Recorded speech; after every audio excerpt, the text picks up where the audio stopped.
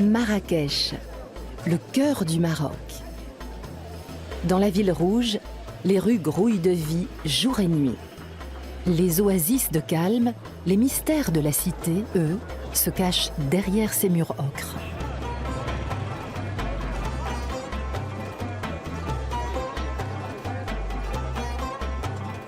Un palais d'un autre temps, un lieu féerique et un jeune propriétaire, bien décidé à préserver son fabuleux héritage.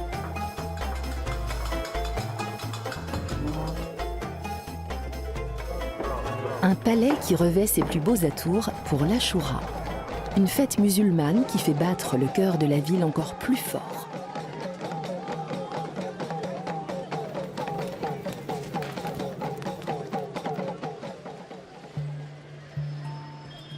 Driss Segueni, le propriétaire du palais, a un rendez-vous. Dans la Médina, la vieille ville, la place Djema El Fna, littéralement l'Assemblée des Trépassés, est depuis le XIe siècle le centre névralgique de Marrakech.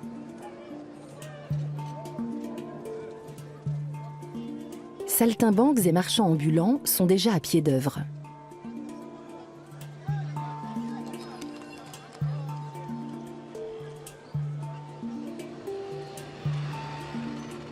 Driss Segueni se rend au trésor des nomades, la boutique de Mustapha Blaoui.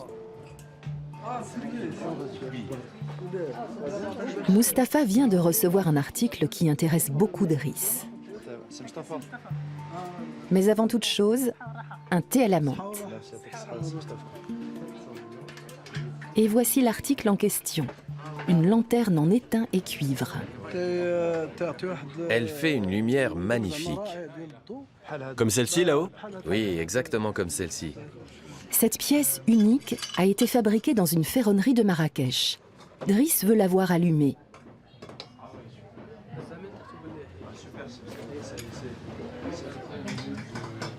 Ah ouais.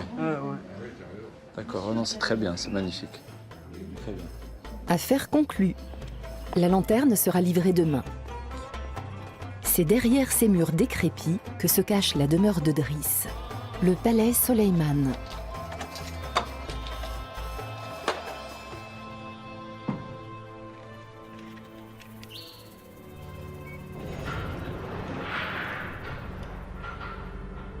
Comme tout palais méditerranéen, celui-ci a son patio, une cour intérieure à ciel ouvert, inspirée des atriums de l'Antiquité. Le toit ouvrant est une idée de Driss.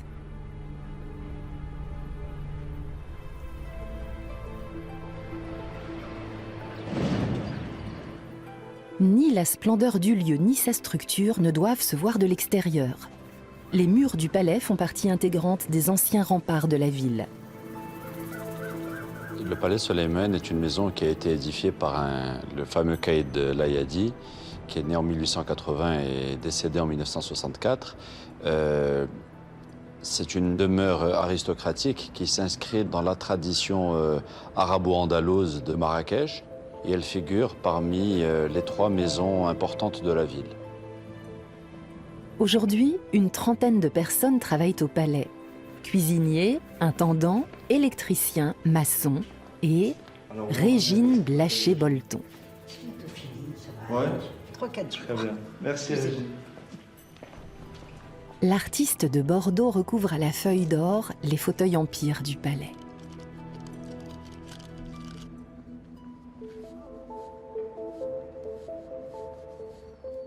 L'édifice ne possède aucune fenêtre donnant sur la rue. La lumière naturelle est uniquement fournie par la cour intérieure. Dans ces pièces vivait jadis le caïd Al-Layadi, sa famille et sa suite. Il était le représentant du roi à Marrakech, l'un des derniers grands seigneurs de la ville.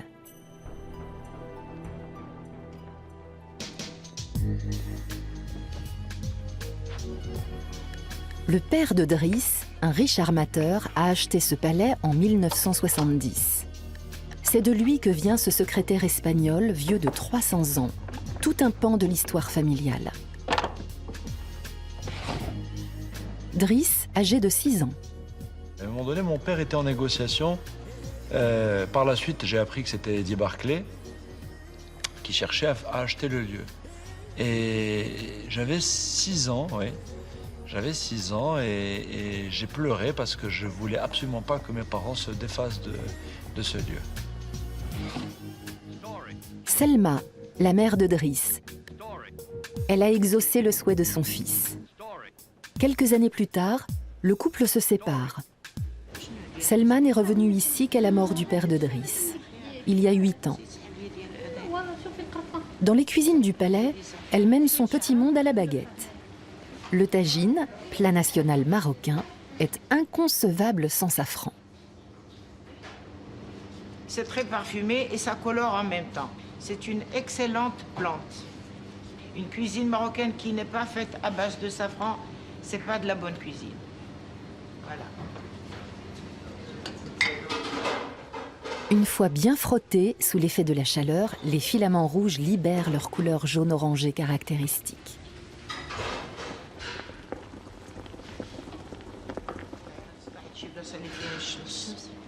Selma inspecte les cuisines 3 fois par jour et ces contrôles sont encore plus fréquents avant les jours de fête. Demain, de nombreux convives viendront dîner au palais pour célébrer la Choura. Ça fait, et vous faites un bon, s'il vous plaît. Mais dans un premier temps, Najet, la jeune cuisinière, prépare le thé.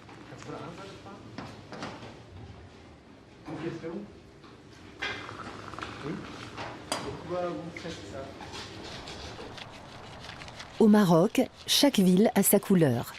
Pour Marrakech, c'est le rouge, celui du sable des plaines, de la côte et de l'Atlas.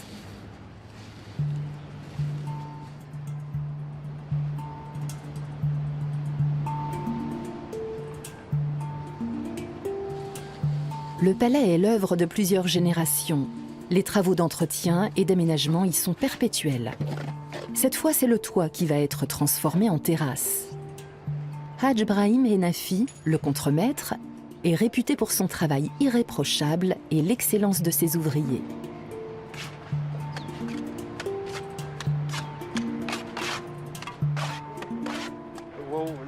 Quand on est habile et qu'on maîtrise bien le mouvement, alors l'application n'est pas pénible. On peut travailler toute la journée avec le même bras. Et le maçon de Hadj est habile. Pour humidifier l'enduit avec la brosse, il utilise l'autre bras. Hadj n'a pas de compte à rendre à l'Office de protection des monuments historiques, juste à son chef, Driss Segueni. Le sol sera le même que celui du hall d'entrée, une mosaïque d'hexagones.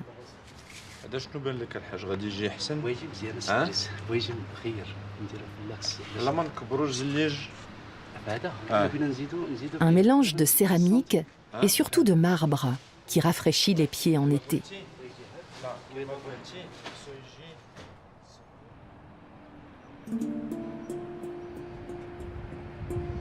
Marrakech est une ville d'artisanat.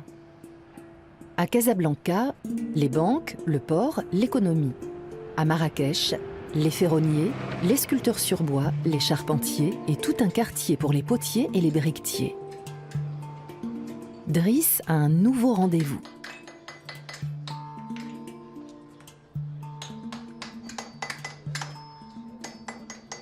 Il veut des carreaux en argile qui, après cuisson, seront assemblés en mosaïque pour orner les murs du palais et les sols.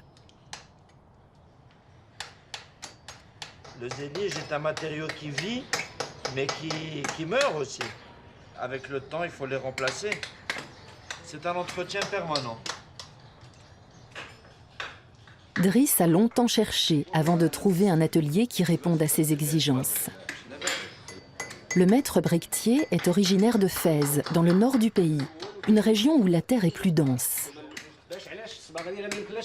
Les carreaux fabriqués avec cette terre sont donc plus résistants.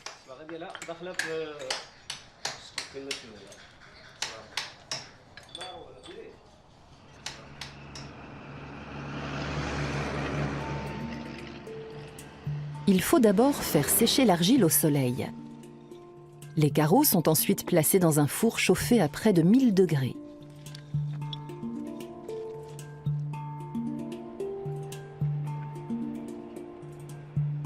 Après 3 ou 4 cuissons, les fours sont démolis pour être entièrement reconstruits. Le quartier des briqueteries a donc des allures de champ de ruines. Le maître de Fès est le seul ici à ne pas cuire la glaise rouge de Marrakech. Il préfère la terre grise de sa région, qui selon lui est plus solide.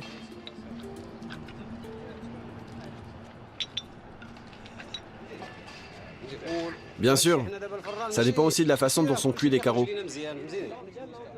Mais c'est la matière première qui fait toute la différence.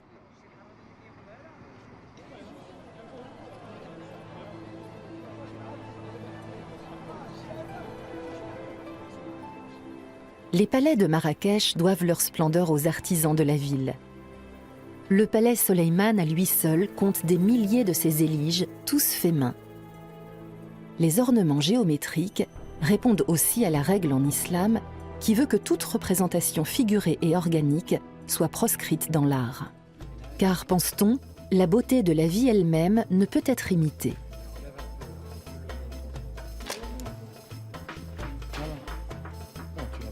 Le palais sert aujourd'hui de décor à une séance photo en costume traditionnel pour le nouveau magazine féminin Madame à Marrakech. C'est les contrastes justement de montrer un lieu historique avec justement l'endroit finalement se prête à tout.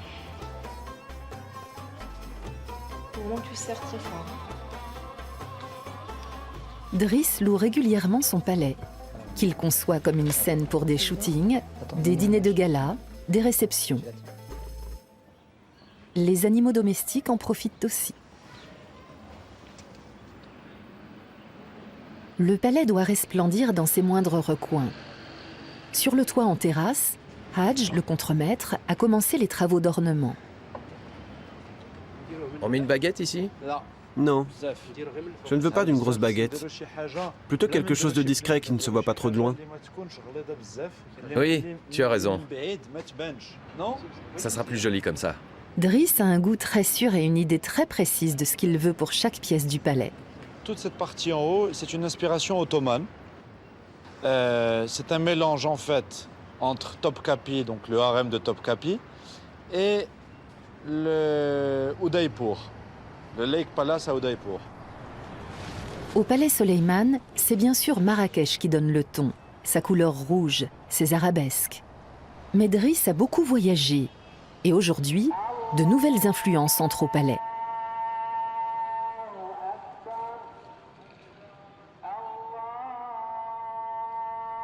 Cinq fois par jour, le muezzin appelle les croyants à la prière. Son 4e appel retentit peu après le coucher du soleil. À la veille de la grande fête de l'Achoura, la soirée s'annonce tranquille. En cuisine, tout est prêt. Et l'équipe de Madame à Marrakech a laissé sur place quelques exemplaires du magazine. L'heure est à la détente, y compris pour le maître des lieux. Seuls les Gnawa répètent pour la soirée de demain. Je ne pouvais pas l'accompagner étant donné que j'avais des choses à faire très tôt, c'est tout. Pour Driss et sa mère, c'est l'occasion de discuter tranquillement. Ah oui, il est bien arrivé. Ça va. Jusqu'à ce que les musiciens fassent retentir leurs karkaba, des castagnettes métalliques. Descendants d'anciens esclaves africains, les Gnawa sont des musiciens très populaires au Maroc. Mais un peu trop bruyant ce soir pour Selma Segueni. Madame se retire. Cette fille de bonne famille est l'une des femmes les plus connues du pays lorsqu'elle épouse le riche armateur. Une histoire d'amour digne d'un conte de fées à laquelle ne manquait qu'un palais. Le monsieur qui m'a fait visiter, il m'a dit voilà, c'est en total délabrement. Effectivement, il y avait de la toile d'araignée partout. J'ai regardé ça, j'ai dit ça y est, je veux cette maison, c'est tout. Le lendemain, ça a été fait. Mon mari il a conclu l'affaire avec le propriétaire. Quelques jours plus tard, les Rolling Stones se seraient déclarés intéressés. Trop tard. Le jour se lève sur Marrakech, celui de la célébration de l'Achoura. Avant la grande fête de ce soir, il y a encore fort à faire. Driss ouvre le patio une demi-heure plus tôt que d'habitude. C'est le grand ménage au palais. Les tapis sont nettoyés, le sol en marbre brille de 1000 feux. Ce soir, les invités devront se sentir aussi bien que les résidents.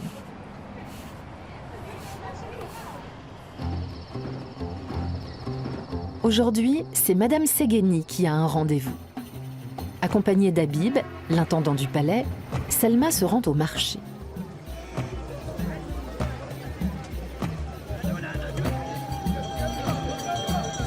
Tous les légumes servis ce soir seront frais.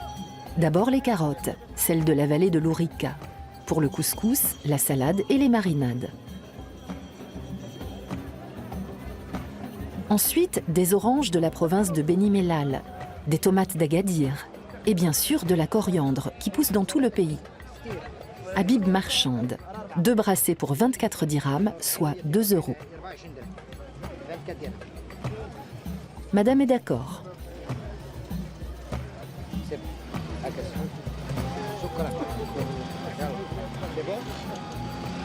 Selma et son intendant forment un duo bien rodé et très connu au marché. Il ne leur manque plus que les oignons, omniprésents dans la cuisine marocaine. Mijotés dans le tagine, caramélisés pour le couscous, ou tout simplement marinés. Des oignons, il en faudra aujourd'hui une quantité astronomique. Mais à quel prix ?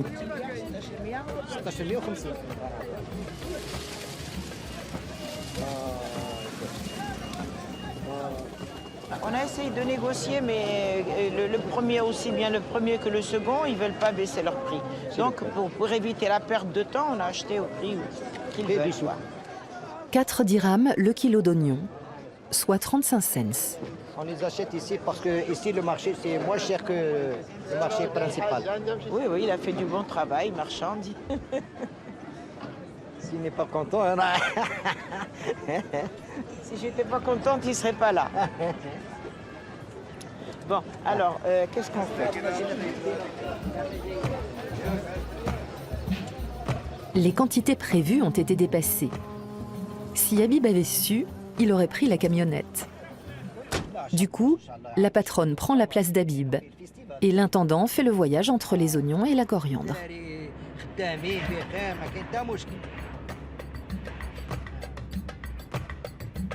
Je m'appelle Sirfouk El Habib, 58 ans. J'ai travaillé au Palais Suleiman 3 ans.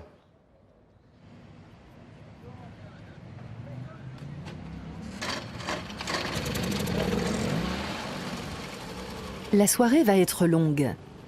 À la pause déjeuner, l'intendant rentre chez lui dans la Médina.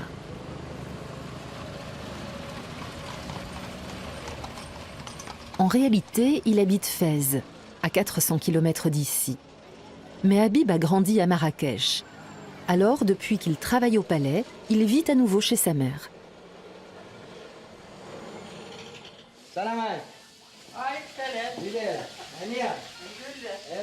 Et avec sa belle-sœur.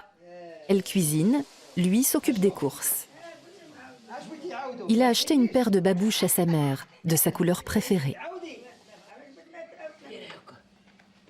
Voilà. Donne-moi l'autre pied. Allez, ton autre pied. Je fais tout, hein, parce que je suis le premier responsable pour ma mère. Tout ce qu'il veut, on le fait. S'il peut aller chez quelqu'un, on l'amène. S'il veut quelque chose qu'on l'achète, on l'achète. Parce qu'il a presque 86 ans.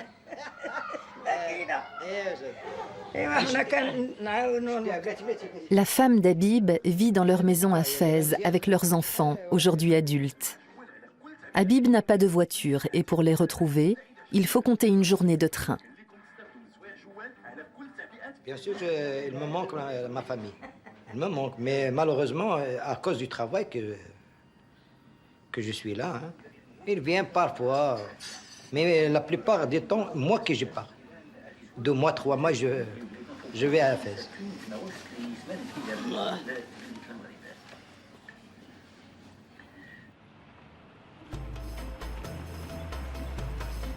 devant le palais Soleiman, on se prépare à recevoir comme il se doit les 200 invités de la soirée. Driss a acheté un canapé un peu spécial, à Londres. Reste à voir s'il s'intègre bien dans le cadre arabo-andalou.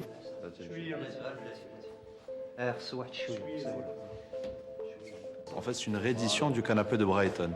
Et on a l'impression qu'avec ces voilages, avec ces rideaux, qu'il va y avoir une apparition... voilà, on est en plein dans le cinéma. On a l'impression qu'il y a Cléopâtre qui va apparaître. Driss l'a choisi pour trôner dans la Maison Verte, le joyau secret du palais.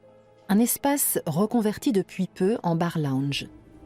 L'endroit a été construit 35 ans après la construction du patio principal. C'était une partie qui était réservée aux femmes et c'était une partie aussi où le caïd faisait venir les principaux dirigeants du pays. Pour créer ce bar, Driss a une fois de plus puisé son inspiration dans son expérience de globe-trotter. La création de ce bar est un clin d'œil un petit peu à une ambiance décadente, chic, des années 30 à Buenos Aires. Voilà. Il y a 10 ans, jamais Driss n'aurait imaginé consacrer toute sa vie au palais Soleiman. Pendant que son père vivait seul ici, lui sillonnait les métropoles de la planète. Beyrouth, Paris, New York. Après avoir fait ses études en Suisse à l'école hôtelière de Lausanne. J'étais curieux de tout. J'étais curieux de l'Europe, j'étais curieux de l'Asie, j'étais curieux de découvrir des populations différentes. Bien que je ne sois pas vraiment fataliste, mais le destin en a décidé autrement.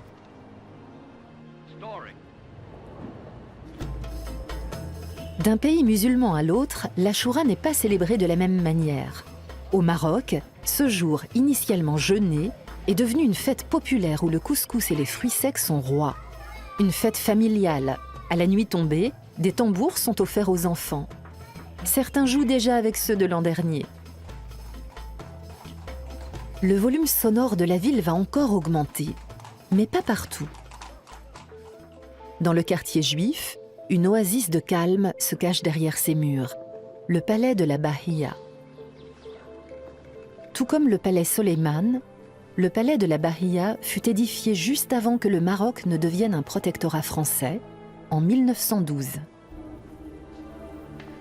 Chaque fois qu'il le peut, Hadj, le contremaître de Driss, vient chercher l'inspiration en ce lieu magnifique. Sa famille est originaire du Sud, une région où il n'y a pas de palais. Là-bas, les maisons étaient construites en terre et blanchies à la chaux. Ma grand-mère me racontait ça chaque fois que je la voyais. Et elle me montrait le village.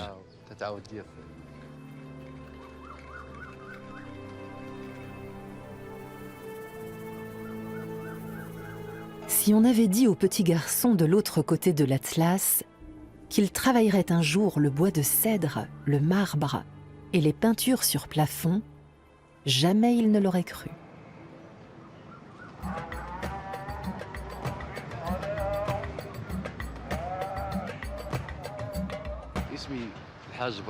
Je m'appelle Hadj Brahim Ennafi. J'ai 45 ans et je travaille depuis 7 ans au palais Soleiman. À la mort de son père, Driss s'est mis en quête d'un bon contremaître et il a trouvé Hadj, le charpentier. Il a évolué de pair avec ses attributions. Aujourd'hui, Hadj a une dizaine d'ouvriers sous ses ordres.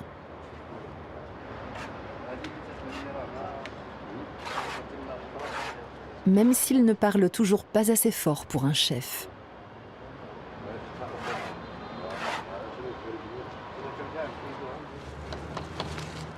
Tous connaissent les moindres recoins du palais.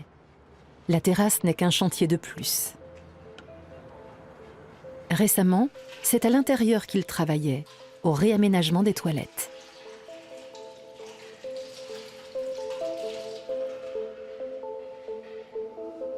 Les robinets en forme de masque de lion, ça c'est une influence italienne. Les jardins de Tivoli. il y a des réminiscences de l'Espagne, de la grande mosquée de Cordoue, de Damas par rapport à ces doubles arches. Lorsque quelqu'un vient dans ces toilettes, il oublie que ce sont des toilettes. Et c'est ça qui me plaît.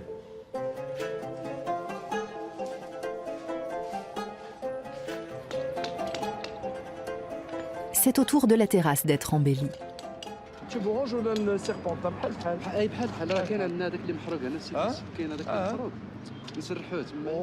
Et comme gouttière, on pourrait utiliser les tuyaux rectilignes et les ondulés? Bien sûr. On a du stock pour les deux. Très bien, alors essayons. Il y a 8 ans, après avoir examiné de plus près son héritage, Driss a réalisé qu'il avait entre les mains un diamant brut qui ne demandait qu'à être taillé. Le potentiel du palais Soleiman n'a pas échappé non plus à un milliardaire suisse qui a acheté la maison mitoyenne avec la ferme intention d'acquérir aussi le palais à n'importe quel prix. Face au refus de Driss, il a installé des caméras de surveillance et muré les passages entre les deux édifices. Un étranger veut venir s'installer au Maroc et veut en faire la... Il a entendu parler d'un lieu magnifique et il veut se l'accaparer. Non, non. Je ne suis pas disposé à baisser les bras, car je crois que l'argent peut tout acheter pour certains, mais certainement pas ni l'âme ni la dignité humaine. Aujourd'hui, dans la Médina, 1 habitant sur 5 est européen. Marrakech est devenue une ville de résidence secondaire huppée. De plus en plus de vieilles familles partent s'installer dans les nouveaux quartiers de la périphérie, où certains commerçants ouvrent des filiales mobiles. Marrakech est en plein essor, comme aucune autre ville au Maroc. Najet, la jeune cuisinière du palais Soleiman, habite dans l'un de ces nouveaux quartiers avec sa famille. Ça me va bien?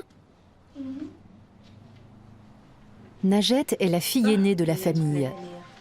Au palais, elle gagne près de 400 € par mois. Sans son salaire, ses parents ne pourraient pas payer le loyer. Salut! 200 € de loyer pour 70 mètres carrés. La mère de Najet et ses grands-parents habitaient autrefois au village.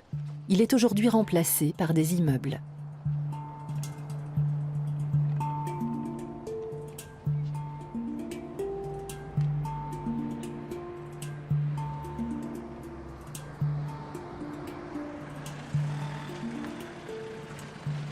Najet met 1 heure pour se rendre au palais, toujours avec le même taxi.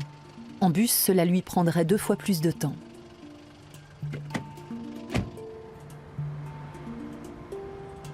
Déjà toute petite, Najet voulait devenir cuisinière. Sa place en apprentissage à Rabat, elle l'a trouvée elle-même il y a 8 ans.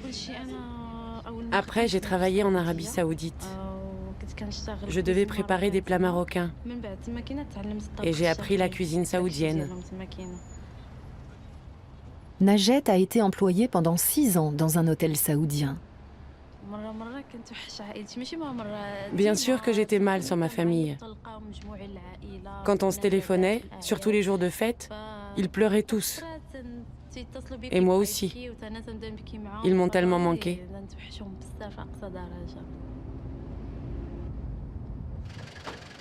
Najet compte bien ouvrir un jour son propre restaurant.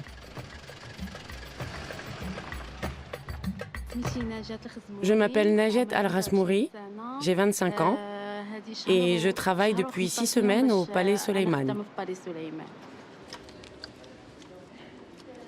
Au palais, Najet est la préposée au pain. C'est une pâte très simple. On la fait souvent à la maison. Vraiment très simple. Parce que ces jours de fête, les invités auront droit ce soir à des petits pains individuels. La jeune cuisinière est également chargée de faire à manger pour ses collègues. Les débuts de Najet n'ont pas été faciles. Elle a même fait brûler son repas.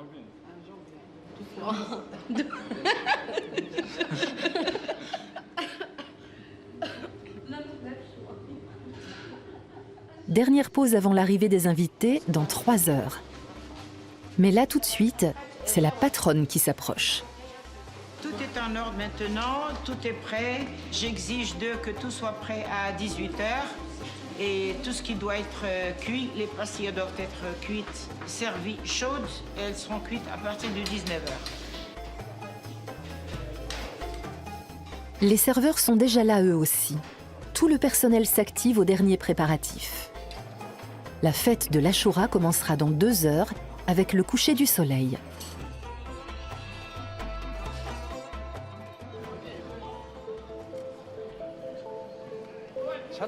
Il coûte combien? 13 dirhams. Le contremaître a terminé sa journée. Il achète des cadeaux pour ses enfants. Des tambours multicolores. Quand Hadj était petit, ça n'existait pas. À l'époque, il ressemblait à ça. Attends, je vais te les emballer.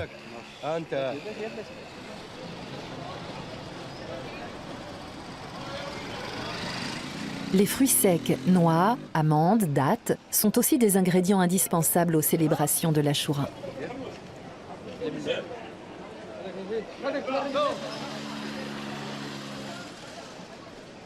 Ce soir, on va les mélanger, les poser sur la table et grignoter jusqu'à ce qu'il n'en reste plus un seul. Autrefois, les habitants de Marrakech brisaient les coques d'amandes et de noix avec des pierres ou alors dans un mortier avec un pilon.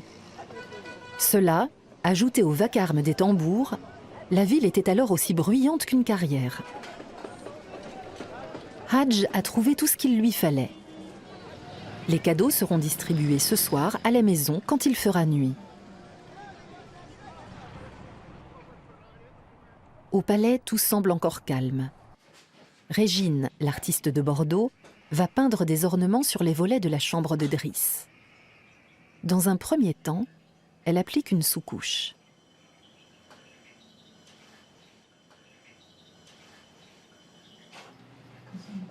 Vous deviez pas mettre un peu un blanc d'Espagne avant?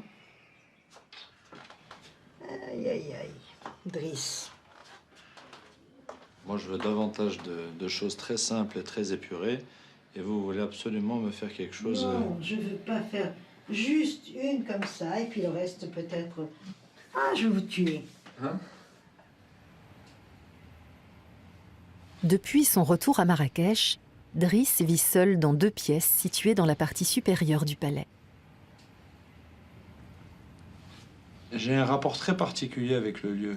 C'est comme si on tombe amoureux d'une très belle femme, on l'habille, on a envie de la gâter, on a envie de lui acheter des bijoux, on a envie qu'elle soit très belle.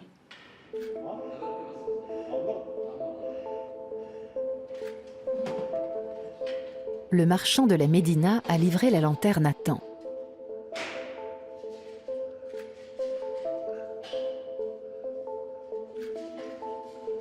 En fait, en les voyant, c'est comme une goutte de lumière.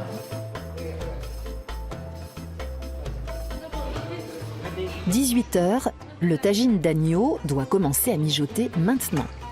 La coriandre doit être hachée maintenant. Les amandes doivent être grillées maintenant. En général, je goûte avant de servir parce que c'est... Avec certains éléments de la cuisine, vous savez, ils vous disent oui, c'est bon, mais il faut goûter soi-même pour ne pas avoir de mauvaises surprises. Ultime vérification, il y a bien du safran.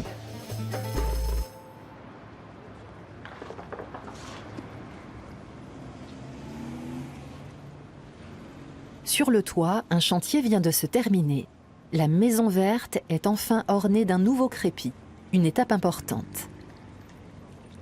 Pour l'occasion, le chef sert lui-même le thé.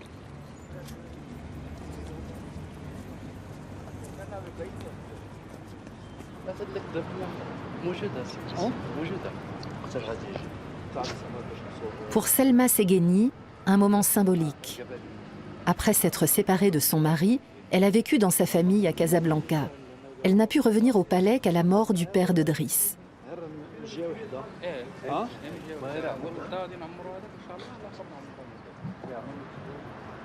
C'est le bonheur comme pour tout le monde. Le bonheur, c'est que du bonheur que l'on ait repris cet endroit. Pour Driss, ce palais, c'est avant tout ses racines, son refuge. Où que l'on soit, on a toujours un chez-soi et on a besoin de s'y retrouver. Surtout lorsqu'un voisin cherche à mettre la main dessus. Le Suisse est même allé jusqu'à hisser le drapeau marocain sur son toit. Je crois qu'on a cherché à nous intimider, mais on a tenu bon. Et finalement, je crois que quand on a la foi,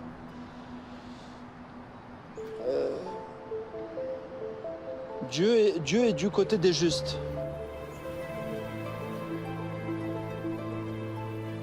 L'Achoura commémore le 10e jour du mois saint de Muharram, date à laquelle Noé aurait célébré la fin du déluge par un grand festin.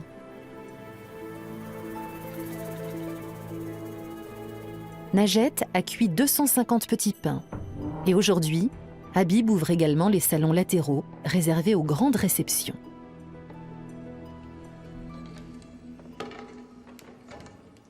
Il est presque 19h, le palais est prêt.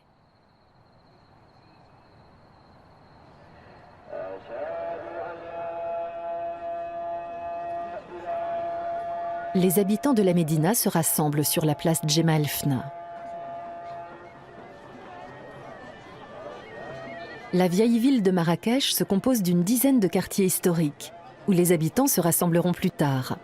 Pour l'heure, ils mangent tous ensemble sur la place centrale.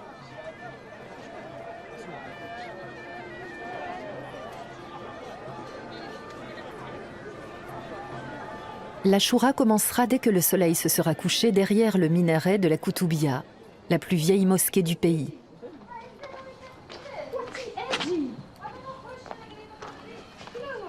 Hadj habite une banlieue qui n'a pas encore cédé place aux nouvelles constructions. Les maisons sont encore en briques, les portes en tôle. Nordine, son fils aîné, lui ouvre. C'est à lui que revient l'honneur de préparer le thé.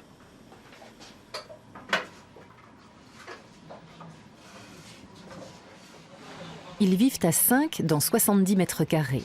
Hadj, sa femme et leurs 3 fils. L'aménagement est simple, fonctionnel avant tout. Mais Hadj s'est tout de même fait plaisir avec des moulures en stuc.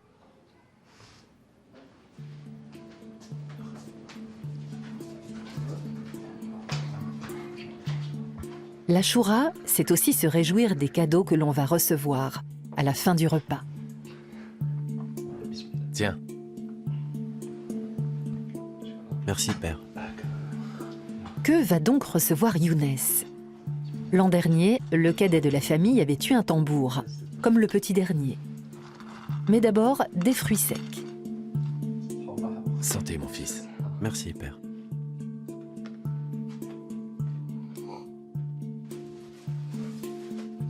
Et oui, encore un tambour. Pour Badr, le plus jeune, c'est bien entendu un tambour. Nordine, l'aîné, reçoit de l'argent. La mère se joindra à la fête un peu plus tard. Pour l'Achoura, toute la famille est réunie.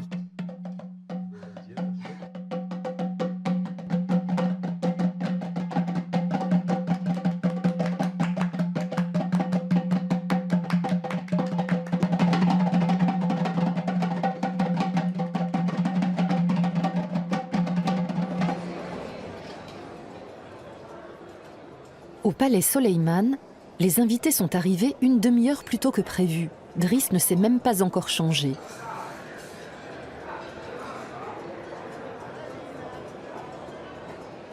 Autour des tables rondes, la haute société de Marrakech.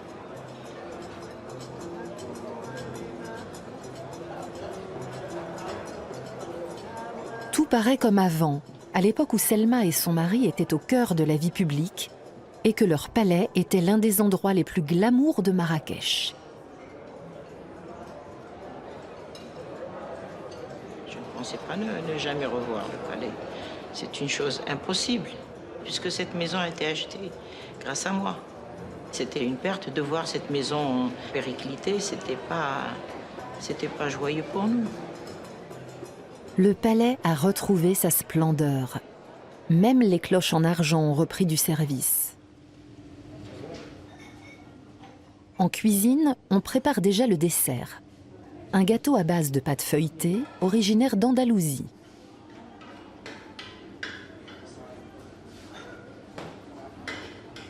Sur le sucre glace, Najed dessine des motifs avec du jus de citron.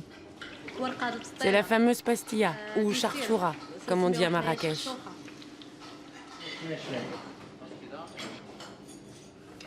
À Marrakech, la fête de l'Achoura au palais Soleiman est l'un des grands événements de l'année. Driss a revêtu la tenue adéquate pour l'occasion. Car si ce genre de soirée lui rapporte de l'argent, il reste avant tout l'hôte des lieux.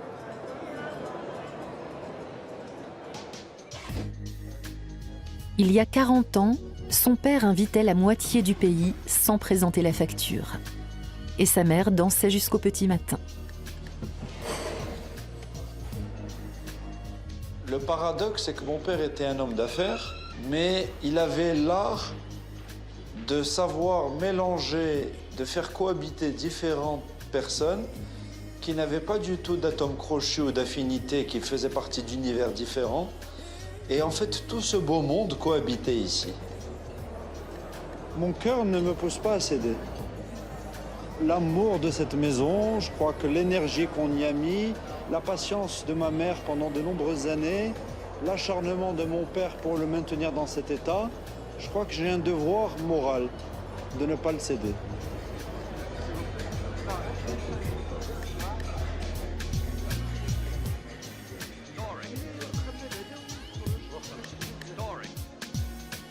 Il est minuit, la fête au palais touche à sa fin.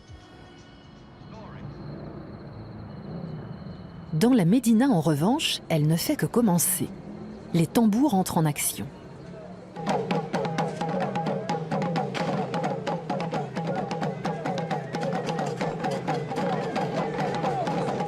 Leurs battements enchaînent des rythmes bien précis. D'abord, une mesure à 3 temps, puis à 4 temps, puis à 6-8. Autrefois, seuls les hommes jouaient du tambour. Mais à Marrakech, depuis quelques années, les femmes ne se contentent plus d'écouter. Le pays change.